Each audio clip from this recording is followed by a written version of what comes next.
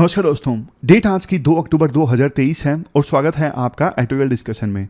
Total 4 issues हम discuss करेंगे। सबसे पहला आर्टिकल, अगर देखो गांधी की चलती तो आज देश का संविधान कुछ और ही होता। गांधी और अंबेडकर में संविधान के फ्रेमवर्क को लेकर क्या डिफरेंसेस थे। दूसरा आर्टिकल हम डिस्कस करेंगे इलिसिट ट्रेड से संबंधित, इलीगल इकोनॉमी। तीसरा आर्टिकल हम डिस्कस करेंगे एल्डर्स में टीबी की समस्या से संबंधित क्या चैलेंजेस हैं, कैसे एड्रेस किया जाए। सबसे लास्ट में आर्टिकल डिस्कस करेंगे छोटा सा, मालदीव में नए प्रेसिडेंट चुन के आए हैं और इंडिया के लिए क्यों खतरे की बात है। चलिए डिस्कशन स्टार्ट करते हैं। 1947 में देश की आज़ादी से पहले विभिन्न लीडर्स में और विभिन्न पॉलिटिकल पार्टीज के बीच एक डिबेट चल रही थी कि नए देश का संविधान कैसा होना चाहिए। गांधी जी ने भी अपने आइडियाज रखे कि मेरे हिसाब से तो नए देश का संविधान ऐसा होना चाहिए, लेकिन गांधी जी की नहीं चली। मतलब गांधी जी के आइडियाज से ज्यादातर लीडर सहमत नहीं थे। उस समय अंबेडकर के जो आइडियाज थे उनसे ज्यादातर लीडर से इत्तेफाक रखते थे। इसी वजह से अंबेडकर को ड्राफ्टिंग कमेटी का चेयरमैन भी बनाया गया था। संविधान के लिए ड्राफ्ट करने वाली जो कमेटी थी ना, उसके चेयरमैन कौन थे? अंबेडकर। गांधी जी का यह कहना था कि देश को देखो डीकोलोनाइज करना बहुत ज्यादा जरूरी है। आज के समय में, मतलब उस समय गांधी जी ने जब यह बात बोली थी कि हर एक चीज में, कल्चर में, पॉलिटिक्स में, एजुकेशन में, हर एक जगह पर ब्रिटिशर्स ने अपनी छाप छोड़ी है। अगर ब्रिटिशर्स हमारे देश को छोड़कर चले भी गए ना, तो ये छाप तो हमारे कल्चर पे, एजुकेशन में, पॉलिटिक्स में, इकोनॉमी में मौजूद रहेगी। तो एक ऐसे देश का निर्माण होगा जहां पे इंग्लिशमैन तो नहीं होंगे, बट उनकी लिगेसी जरूर मौजूद रहेगी। इसीलिए कॉलोनिज्म को खत्म करना जरूरी है। और देखो, जो आज की सरकार है ना, वो अलग अलग तरीकों से कॉलोनिज्म को, कॉलोनियल माइंडसेट को खत्म करने की कोशिश कर रही है।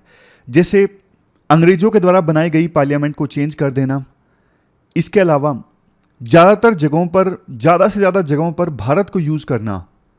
लेकिन एक बड़ा क्वेश्चन ये उठता है कि संविधान में भी बहुत सारे आइडियाज़ हमने उस समय की ब्रिटिश सरकार से लिए थे।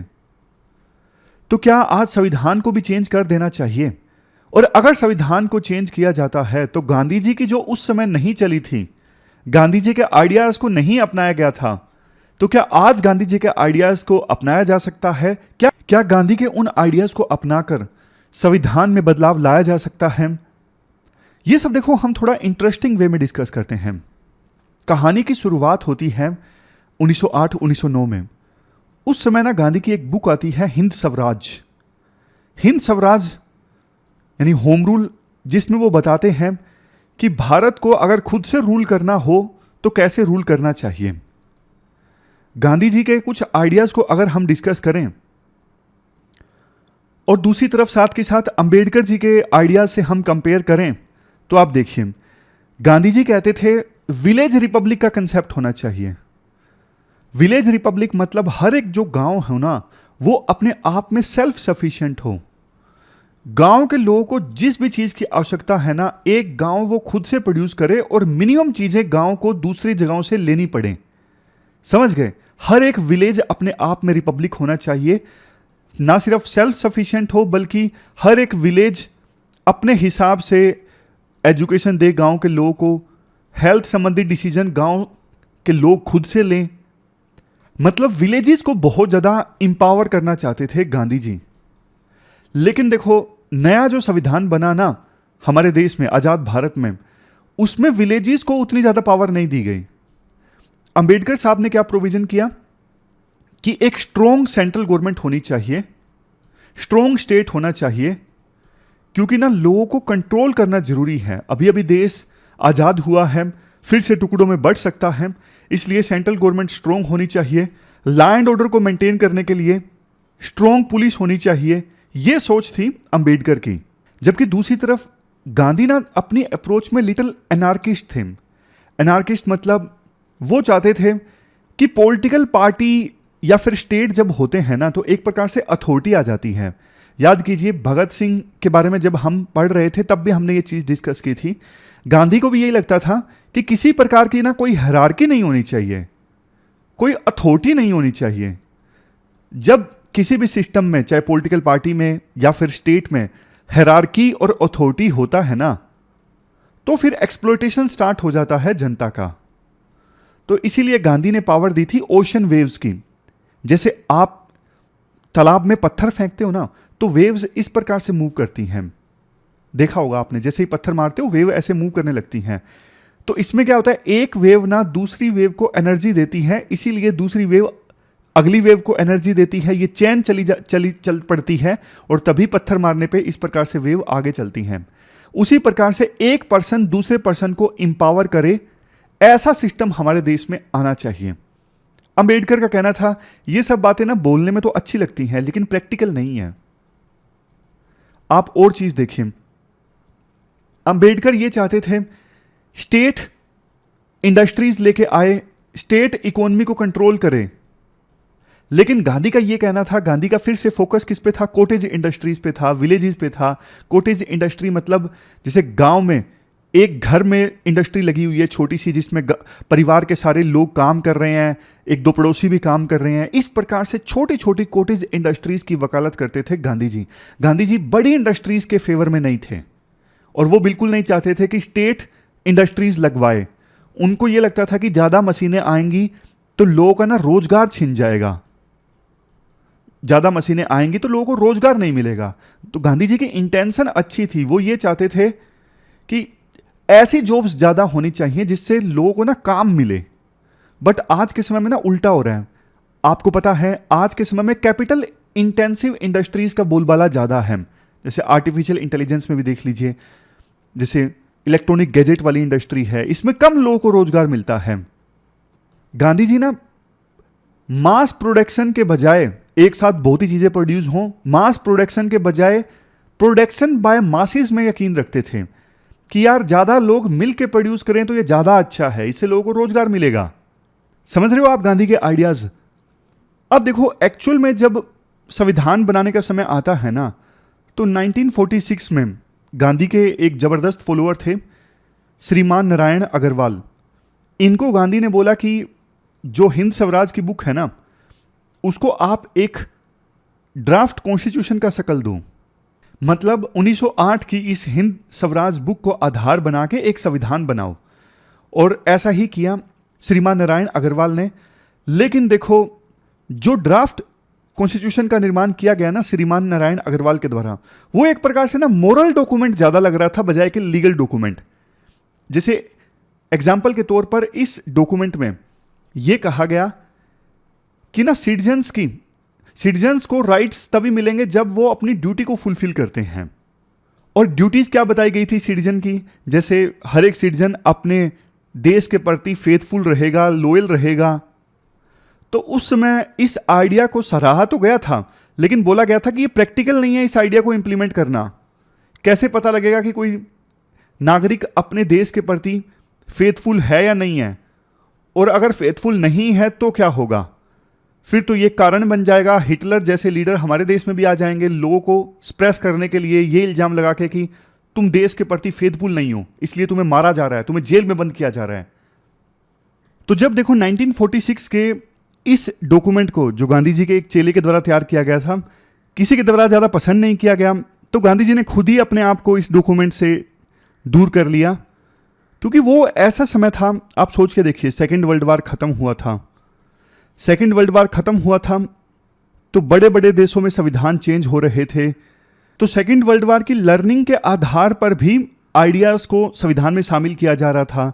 जैसे हिटलर ने जूस पे बहुत अत्याचार किया था, तो उसी को देखते हुए 1948 में United Nations declaration on human rights आया। तो इस डिक्लेरेशन के आधार पर राइट्स दिए गए विभिन्न देशों के द्वारा अपने नागरिकों को। सेपरेशन ऑफ पावर होना चाहिए जुडिशरी, लेजिस्लेचर और एग्जीक्यूटिव के बीच में। ये बड़े बड़े आइडियाज़ उस समय बढ़िया ढंग से इमर्ज होके आए और इन आइडियाज़ को हमारे कॉन्स्टिट्यूट असेंबली ने अपने संविधान में शामिल किया बाद में। और चूंकि देखो गांधी सबको साथ लेके चलते थे, गांधी उस टाइप के लीडर नहीं थे कि जो मेरा संविधान है वही इंप्लीमेंट करो। गांधी ने ही उस समय राजेंद्र प्रसाद को यह कन्विंस किया था कि बी.आर. अंबेडकर को ड्राफ्टिंग कमेटी का चेयरपर्सन नियुक्त किया जाए। और अंबेडकर के जो आइडियाज़ थे ना संविधान के बारे में काफ़ी वेल आर्टिकुलेटेड थे। मतलब 1947 से पहले समय समय पर उन्होंने अपने आइडियाज़ पब्लिक में रखे थे कि कैसा संविधान होना चाहिए। लेकिन देखो फाइनल जब संविधान बना तो वो गांधी के आइडिया से काफ़ी अलग था। फिर से मैं आपको रिवाइज कर रहा हूँ कुछ पॉइंट्स। जैसे गांधी ये कहते थे, अगर एक बड़ा स्टेट होगा और उसको एक गवर्नमेंट के द्वारा चलाया जाएगा, गवर्नमेंट के पास में पावर सेंट्रलाइज होंगी, तो वो स्टेट गवर्नमेंट फिर ना जनता से बहुत दूर हो जाएगी, बहुत स्ट्रोंग हो जाएगी, इससे जनता का ऑपरेशन होगा। लेकिन नए संविधान में स्ट्रोंग सेंटर का प्रोविजन हुआ। गांधी जी वायलेंस में विश्वास नहीं रखते थे कि स्टेट भी वायलेंस का सहारा ना ले लैंड ऑर्डर मेंटेन करने के लिए। लेकिन नया जो हमारा संविधान बना उसमें तो आपको पता ही है कि स्टेट गवर्नमेंट के पास पुलिस है, लैंड ऑर्डर मेंटेन करने की पावर आई, और सेंट्रल गवर्नमेंट के पास दूसरी एजेंसीज।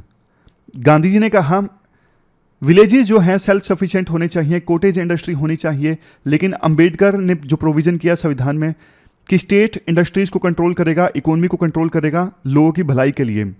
इसके बाद नेक्स्ट डिफरेंस देखिए, अंबेडकर का ये मानना था कि हमारे देश में सदियों से चली आ रही जो चीज़ें हैं ना, फ्यूडलिज्म, जैसे पीजेंट्स काम करते हैं लैंड ओनर्स के खेतों में, सेक्टरिनिज्म कि समाज अलग अलग सेक्ट्स में बटा हुआ है, अलग अलग कास्ट में बटा हुआ है, इन सब चीज़ों को आप ख़त्म कर सकते हो। और इसी के लिए संविधान में हर एक नागरिक को फंडामेंटल राइट्स दिए गए थे, जैसे right to life, right to liberty, right to equality. Article 21 है ना, right to life and liberty. But Gandhi का ये मानना था कि देखो ये बुराइयां सदियों से हमारे देश में चली आ रही हैं कि एक डॉक्यूमेंट से ये बुराइयां ठीक नहीं हो सकती। इसके लिए जनता को खुद प्रयास करने होंगे, समाज में रिफॉर्म्स आने चाहिए। अंबेडकर का ये मानना था कानून बन गया तो रिफॉर्म अपने आप आ जाएंगे। लास्ट में आर्टिकल में देखो ये कहा जाता है कि कुछ जो आइडियाज़ है ना गांधी के, वो आज भी रेलेवेंट हैं। जैसे देखो हम अक्सर बात करते हैं कि ऐसी इंडस्ट्रीज पे फोकस करना जरूरी है जो एम्प्लॉयमेंट जनरेट करें, जैसे टेक्सटाइल इंडस्ट्री है, माइनिंग इंडस्ट्री है। तो कुछ आइडियाज़ गांधी के आज भी उतने ही रेलेवेंट हैं जितने पहले थे। लेकिन एक चीज़ जरूरी है, संविधान को सरकार चेंज करे ना, वो जैसे नाम सरकार चेंज करती है वैसे चेंज नहीं होना चाहिए। प्रॉपर डिस्कशन के बाद जो चीज़ें जरूरी हैं उनको सरकार लेकर आए, उस प्रकार से संविधान में जो चेंज करने की आवश्यकता है सरकार चेंज करे गांधी के आइडियाज़ के आधार पर। इसके बाद नेक्स्ट आर्टिकल इलिसिट ट्रेड से संबंधित है और आप जीएस पेपर 3 के इस टॉपिक से आर्टिकल को रिलेट कर सकते हो। देखो इससे पहले मैं आपको कंटेक्स्ट बताऊं, सबसे पहले इलिसिट ट्रेड की डेफिनेशन आपको बताता हूं ताकि कोई भी चीज़ आपके ना सर के ऊपर से ना जाए। इलिसिट ट्रेड मतलब illegal exchange of goods and services. मतलब गुड्स एंड सर्विसेज का इस प्रकार से एक्सचेंज होता है जो कानून के अगेंस्ट है। जैसे देखो एग्जाम्पल के तौर पे स्मगलिंग है। स्मगलिंग में क्या होता है, पुरानी मूवीज में आप देखते हैं ना कि इंडिया में सोना लाया जाता है चोरी छुपे, बिना टैक्स पे किए हुए सोने के ऊपर छुपा के सोना लाया जाता है। तो ये इलिसिट ट्रेड है, मतलब कानून के अगेंस्ट जाके है। आप और एग्जाम्पल देखिए, आर्म्स ट्रैफिकिंग, चोरी से देश में हथियार लाए जाते हैं और उनको बेचा जाता है, ये कानून के विरुद्ध है। हमारे देश में हथियार इस प्रकार से नहीं बेचे जा सकते और इलीगल ढंग से दूसरे देश से तो वैसे भी नहीं लाए जा सकते। एक एग्जाम्पल आप भी दे दीजिए, कोई भी बताइए इलिसिट ट्रेड का एग्जाम्पल। जैसे देखो काउंटर फीटिंग है। काउंटर फीटिंग मतलब आपने देखा होगा जैसे शूज़ हैं, एडिडास के शूज़ महंगे आते हैं, नाइकी के, एडिडास के, लेकिन मार्केट में ना कई बार ऐसे शूज़ बिकते आप देखते हैं कि सेम टू सेम एडिडास के लगेंगे लेकिन 500 रुपये के मिल जाएंगे, 1000 के मिल जाएंगे। वो नकली होते हैं, ब्रांड एडिडास का इस्तेमाल किया होता है लेकिन वो काउंटर फिटेड प्रोडक्ट्स होते हैं। अब जैसे जो क्रिमिनल लोग होते हैं ना, जो गलत तरीके से पैसे कमाते हैं, वो फिर कोशिश करते हैं उस ब्लैक मनी को वाइट मनी में कन्वर्ट करने की, और इस चीज़ को कहा जाता है मनी लॉन्ड्रिंग, ब्लैक से वाइट में कन्वर्ट करना। तो ये हमने बेसिक चीज़ें जान ली। अब कंटेक्स्ट देखो ये है फिकी कास्केड। कास्केड का मतलब है community against smuggling and counterfeiting activities destroying the economy.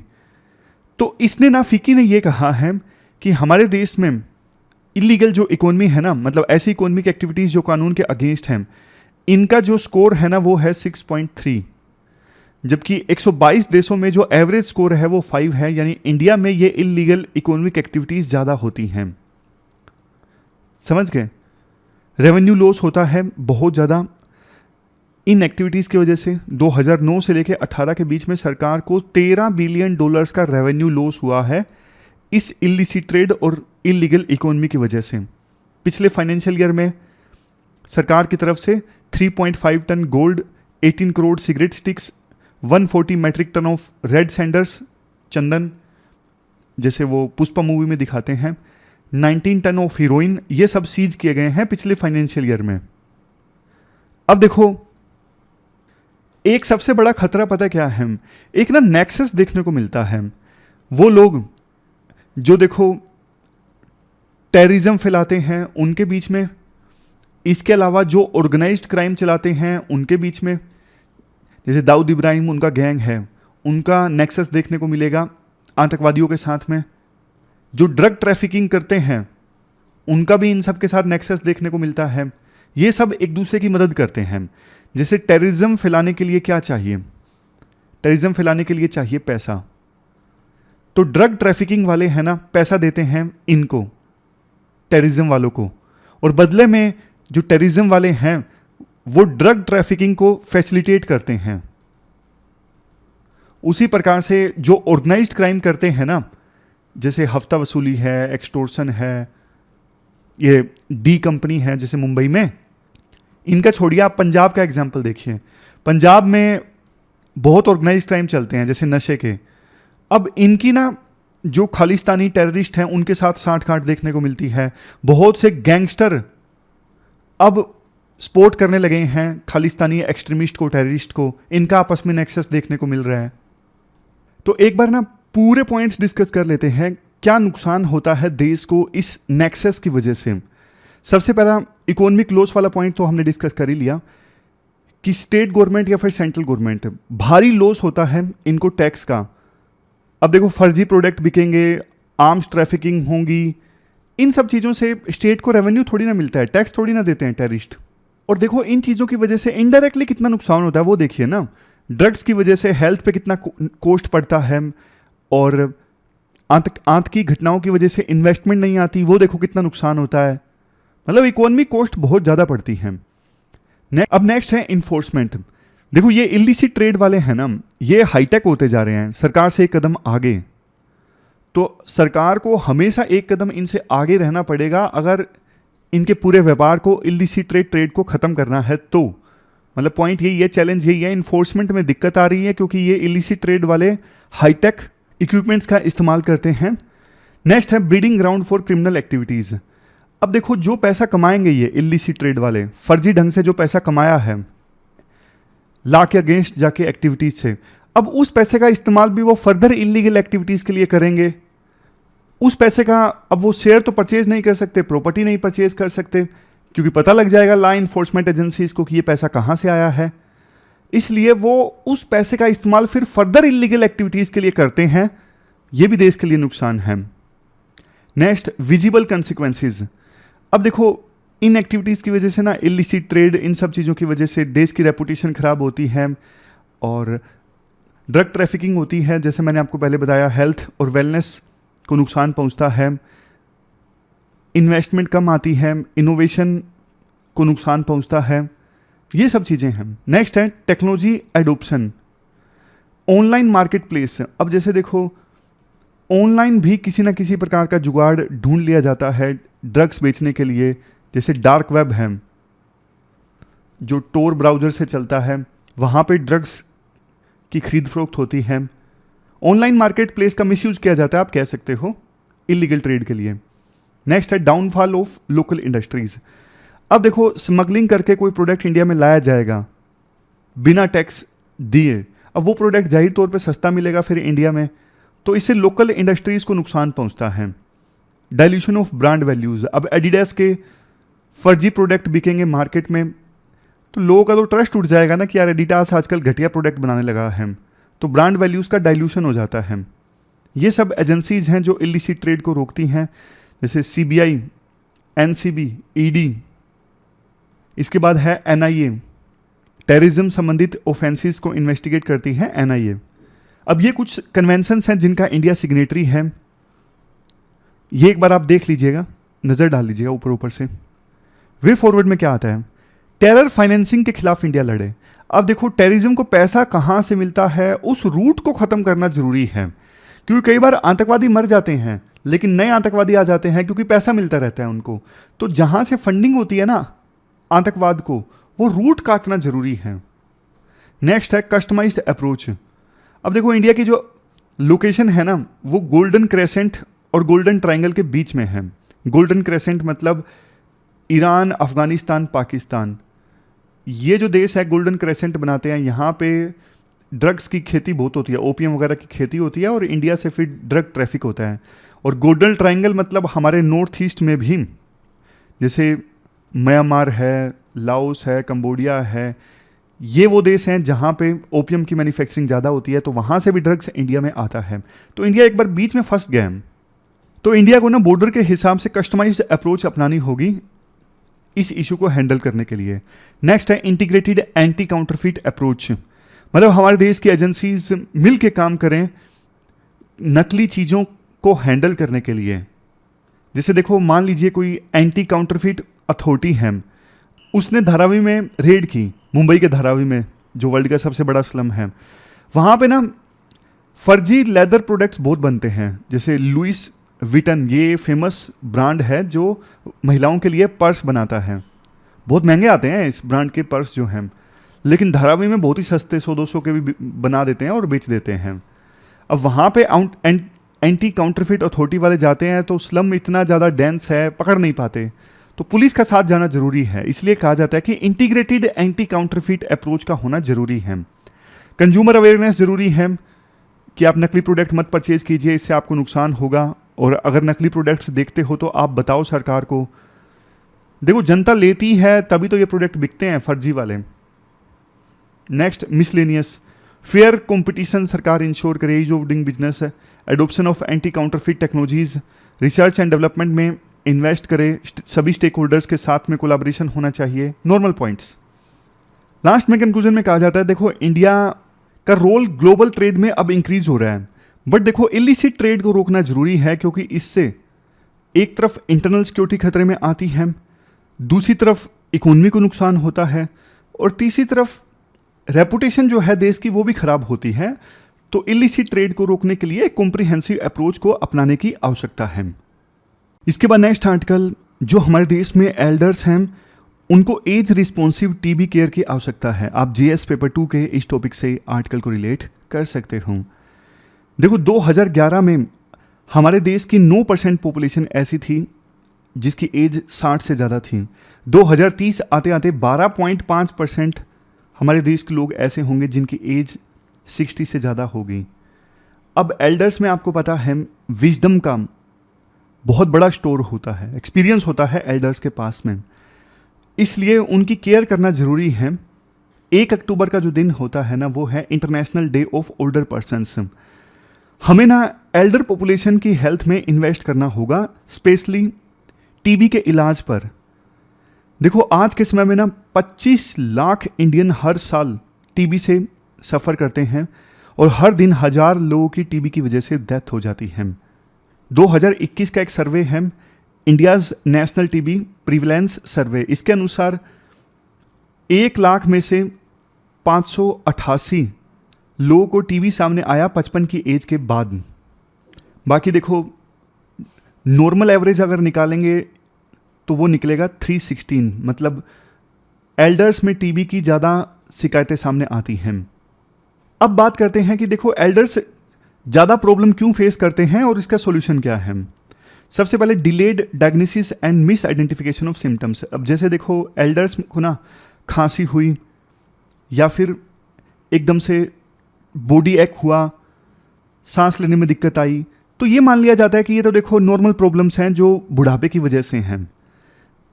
इसलिए टीबी के ना सिम्टम्स आइडेंटिफाई नहीं होते, क्योंकि परिवार के लोग अक्सर ये मान लेते हैं ये बुढ़ापे की वजह से सिम्टम्स हैं। नेक्स्ट, अब देखो ओल्ड एज में ना दूसरी और बहुत सारी डिजीज़ हो जाते हैं, जैसे डायबिटीज़ है, इससे ना टीबी को मैनेज करना और ज़्यादा डिफिकल्ट हो जाता है। अब इन डिजीज़ की वजह से ना जैसे बीपी की प्रॉब्लम है, डायबिटीज़ की प्रॉब्लम है, तो ऑलरेडी इनकी टेबलेट्स जैसे एल्डर्स ले रहे हैं, अब टीबी की प्रॉब्लम भी आ गई तो पिल काउंट इंक्रीज हो जाता है, ज़्यादा गोलियां लेनी पड़ती हैं एक दिन में, इससे फिर और साइड इफेक्ट सामने आ जाते हैं। अब इसका सॉल्यूशन ये है, एज स्पेसिफिक क्लिनिकल गाइडलाइंस होनी चाहिए, मतलब इस एज में टीबी को कैसे मैनेज किया जाए, और ये गाइडलाइंस इन चीज़ों को कंसिडर करें कि और भी डिजीज़ हो सकते हैं, तो उन्हीं को देखते हुए फिर गाइडलाइंस दी जाएं कि बूढ़े लोगों में टीबी का क्या इलाज होना चाहिए, कैसे होना चाहिए। पिछली प्रॉब्लम का सॉल्यूशन ये था कि अवेयरनेस कैंपेन चलाया जाए पॉपुलेशन में, ताकि हेल्थ केयर प्रोफेशनल्स ज़्यादा अच्छे से टीबी के सिम्टम्स को आइडेंटिफाई कर सकें। Next, access to health services. कुछ एल्डर सिटीजन्स, जैसे देखो जो गांव में रहते हैं, वो हेल्थ फैसिलिटीज़ को अच्छे से अवेल नहीं कर पाते। इंफ्रास्ट्रक्चर संबंधित चैलेंजेस हैं, जाते नहीं हैं दूर शहर में अपना इलाज करवाने के लिए। तो इस चीज़ का प्रॉब्लम ये है कि आप मोबाइल डायग्नोस्टिक वैन्स भेज दो रूरल एरिया में, ताकि वहीं पे एल्डर सिटीजन्स की टीबी स्क्रीनिंग हो जाए, पता लग जाए टीबी है या नहीं है। एल्डर्स के लिए स्पेशल ओपीडी का प्रोविजन कर दो, हेल्थ फैसिलिटीज़ को इम्प्रूव करो, और कम्युनिटी आउटरीच प्रोग्राम, इसके थ्रू हेल्थ इंफॉर्मेशन आप स्प्रेड करो। नेक्स्ट है न्यूट्रिशनल चैलेंज। अब देखो ओल्डर सिटीजन्स को ना हाई क्वालिटी वाला न्यूट्रिशियस फूड कई बार नहीं मिल पाता, खास करके गरीब परिवारों में, जो कि टीबी की रिकवरी के लिए बहुत ज़रूरी है। तो ना सरकार टीबी केयर प्रोग्राम में ना न्यूट्रिशनल सपोर्ट को इंटीग्रेट करें। अब वो बूढ़े लोग जो पीड़ित हैं टीबी से, उनको घर ही न्यूट्रिशियस फूड मिले, ऐसा कोई प्रोविज़न होना चाहिए। इसके लिए एनजीओज़ को इन्वॉल्व किया जा सकता है। कुछ जो ऑर्गेनाइजेशन होती है ना जो फ्री मील प्रोवाइड करती हैं, तो उनको इंक्लूड किया जा सकता है। नेक्स्ट, अब देखो जैसे बहुत से लोग जो है ना 60 के बाद तो आपको पता है रिटायर ही हो चुके होते हैं ज़्यादातर लोग, तो उनके पास कई बार पैसे नहीं होते, अपनी पुरानी सेविंग से जैसे तैसे वो खर्चा चला रहे होते हैं। तो बहुत से बच्चे अपने पेरेंट्स को सपोर्ट नहीं करते। अब पैसे ना होने की वजह से कई बार वो इलाज नहीं करवा पाते। इसके लिए सरकार बढ़िया कम्युनिटी केयर मॉडल्स ईजाद करे कि सरकारी हॉस्पिटल्स में सही इलाज मिले, फ्री इलाज मिले। स्पेशल हेल्थ डेस्क होने चाहिए एल्डर्स के लिए हॉस्पिटल्स में। एज रिस्पॉन्सिव सपोर्ट आप प्रोवाइड करो, मतलब इस एज के लोगों के लिए अलग से आप सपोर्ट प्रोवाइड करो। नेक्स्ट, कई बार सरकार की स्कीम्स अच्छी हैं लेकिन अवेयरनेस नहीं होती, तो इसके लिए तो सरकार फिर अवेयरनेस चलाए, कम्युनिटी एंगेजमेंट, एडवर्टाइजमेंट्स, पंचायत के थ्रू, अलग अलग माध्यम के थ्रू सरकार अवेयरनेस फैलाने का काम करे। फिर 2-3 ऐसे सजेशन है, जैसे सही ढंग से सरकार डेटा कलेक्ट करे। डेटा कलेक्शन में अभी बहुत गैप्स देखने को मिलते हैं कि इस एज ग्रुप में कितने टीबी के केसेस सामने आ रहे हैं, उनका कैसे इलाज हुआ, कहाँ पे गैप रह गया। रिसर्च गैप भी है टीबी में, एल्डर्स में टीबी किस प्रकार से प्रभाव डालता है, तो यहाँ पर ज़्यादा रिसर्च की आवश्यकता है। तो ये कुछ चैलेंजेस और सॉल्यूशंस की बात हमने की। चलते हैं आगे। इसके बाद देखो लास्ट आर्टिकल मालदीव में चेंज से संबंधित है। मालदीव एक छोटा सा देश है इंडियन ओशन में। यहाँ पर ना अभी इलेक्शन हुए थे और मोहम्मद इब्राहिम सोली ये इलेक्शन हार गए हैं। पहले जो प्रेसिडेंट थे ये प्रो इंडिया थे, और अभी जो इलेक्शन जीते हैं वो जीते हैं मोहम्मद मुइज़ू। देखो ये माले के, जो मालदीव की राजधानी है, यहाँ के मेयर थे और पीपीएम पार्टी के हैं। मोहम्मद जो इब्राहिम सोली अभी जो प्रेसिडेंट का इलेक्शन हार गए हैं ना, इनसे पहले प्रेसिडेंट थे अब्दुल्ला यमीन, समझ गए। अभी प्रेसिडेंट थे सोली जो हार गए हैं, नए प्रेसिडेंट होंगे मुइज़ू। अब देखो सोली से पहले जो प्रेसिडेंट थे ना वो थे अब्दुल्ला यमीन। जो ये अब्दुल्ला यमीन थे ना ये पूरी तरह से प्रो चाइना थे। प्रो चाइना जब ये प्रेसिडेंट थे तो बहुत सारे प्रोजेक्ट्स मालदीव में चाइना की कंपनीज को दे दिए गए, चाइना से लोन लिया गया, मालदीव डेट ट्रैप में फंस गया। पूरी तरह से प्रो चाइना था अब्दुल्ला यमीन की सरकार के दौरान मालदीव।